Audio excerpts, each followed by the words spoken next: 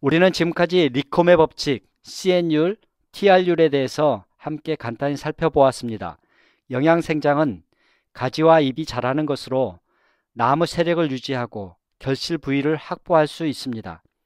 그러나 영양생장은 과실생장과 경쟁하기 때문에 지나친 영양생장은 안정적인 과실생산에 매우 불리합니다.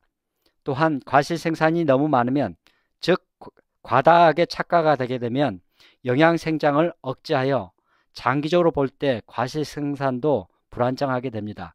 따라서 영양생장과 생식생장, 즉 과실생산을 이 두 가지를 균형 있게 유지하는 것이 매우 중요합니다. 전정에 있어 우리가 간과하는 것은 수분수는 전정하지 않거나 전정을 등한시하기 쉽다는 것입니다. 그러나 수분수도 전정을 잘 해줘서 영양생장과 생식생장의 균형을 잘 맞춰줘야 꽃가루 생산량이 많아집니다. 그저 수분수의 전정을 하지 않은 채 그대로 두면 생식생장 위주로 이루어지고 나무 세력이 약해집니다. 그러면 꽃가루 양도 적어져서 전체적으로 수분수의 역할을 충실하게 담당하지 못하게 됩니다. 당연히 수분수가 제 역할을 못하게 되면 알게 모르게 전체 생산량에도 영향을 미치게 됩니다. 일부 농가는 수분수를 심지 않아서 과실이 자연 낙과되는 사례도 많습니다. 대봉감도 예외는 아닙니다. 수분수를 20% 정도 확보하는 것과 수분수도 잘 전정해 주는 것도 필요합니다. 다음은 감나무의 꽃눈을 그림으로 살펴보고자 합니다. 전정을 할 때 꽃눈 모양을 보고 품종을 알 수 있을 정도가 돼야 됩니다. 그러려면 자주 익숙하게 꽃눈 모양을 눈여겨봐 줘야 합니다. 또한 다음과 같은 꽃눈 모양을 눈여겨봐 주시기 바랍니다. 이것은 가지가 2차 생장하였을 때, 즉 7월 30일부터 8월 5일경에 두 번 자란 가지의 윗부분에 잎 3장을 남기고 자르게 되면 꽃눈이 생기고 가지의 2차 생장이 멈추게 되었을 때의 모습입니다. 우리는 2차 생장이 많이 진행되지 않도록 전정, 착과, 시비 관리를 잘해야 하지만 2차 생장이 불가피하게 이루어진다 하더라도 6, 7월이 아닌 8월 상순경에 2차 생장 가지를 잘라주는 관리도 필요합니다. 시파에서는 수분수도 전정을 잘 해줘서 생식생장과 영양생장의 균형을 맞춰줘야 꽃가루 생산량이 많아진다는 것을 설명하였습니다. 전정을 할 경우 꽃눈 모양을 보고 품종을 가늠할 수 있어야 한다는 것, 그리고 2차 생장한 가지는 7월 30일부터 8월 5일경에 두 번 자란 가지의 윗부분에 잎 3장을 남기고 자르면 꽃눈이 생기고 2차 생장이 멈춘다는 것을 설명하였습니다. 이번에는 소금 전정과 절단 전정에 대해서 살펴보고자 합니다. 소금 전정이란 가지를 아래쪽부터 툭 잘라버리는 것입니다.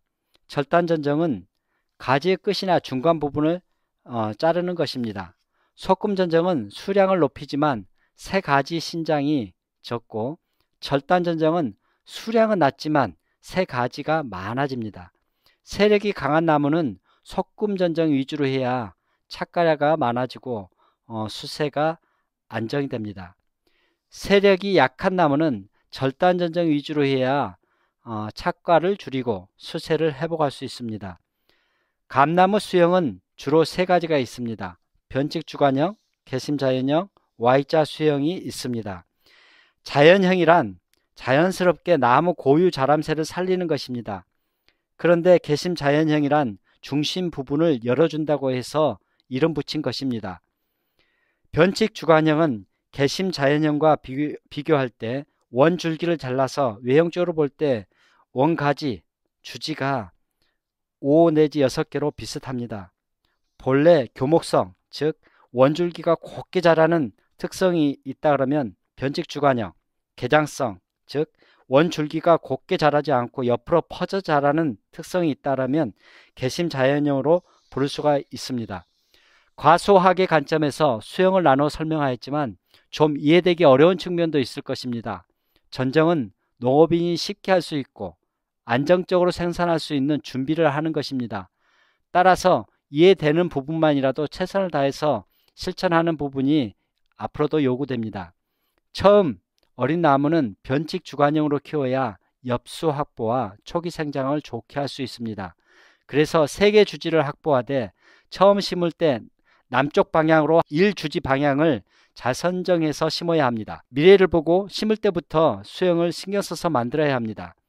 태초 품종은 수세가 강하여서 변칙 주관형으로 키워야 합니다. 개심 자연형은 처음 생장이 더딥니다. 태초를 약간 눕혀 키우게 되면, 즉 개심 자연형으로 하게 되면 수세가 떨어져서 숫꽃이 많이 오는 특성을 보입니다. 한편 Y자 수형은 온가지를 2개로 배치해서 다른 골격지를 두지 않습니다. 따라서 밀식 재배에 적합한 수형입니다.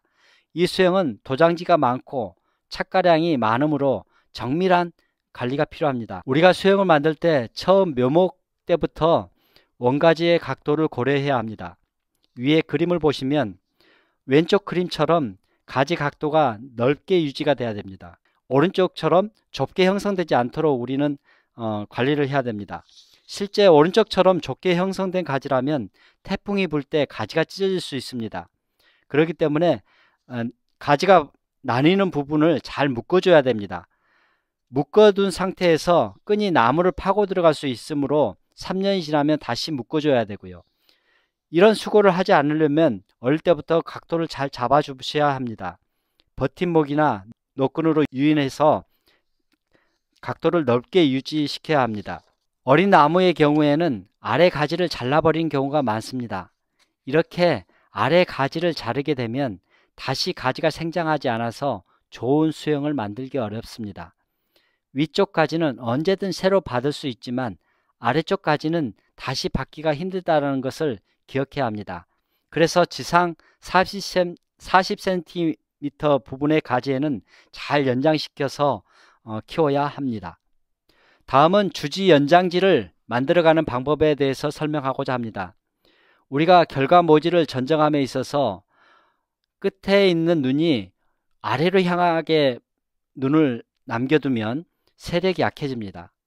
끝눈이 위로 향하게 되면 세력이 강해집니다. 특히 연장하려는 가지는 절단 전정하고 연장지와 경쟁되는 가지는 반드시 솎아줘서 연장지가 세력이 좋도록 도와줘야 합니다.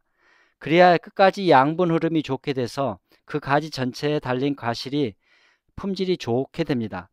그리고 눈의 방향을 잘 살펴서 가능하다면 원주지가 곧게 자라도록 도와줘야 합니다. 연장지를 잘 육성하려면 그림에서처럼 1번 위치를 잘라서는 안 됩니다. 이럴 경우에는 자르지 마시고 그대로 대나무나 유인대를 설치해서 유인해야 연장지를 이용해서 수관을 빨리 채울 수가 있습니다. 유인대를 이용해서 연장지를 양성하는 것이 현장에서는 잘 지켜지지 않은 경우가 많습니다.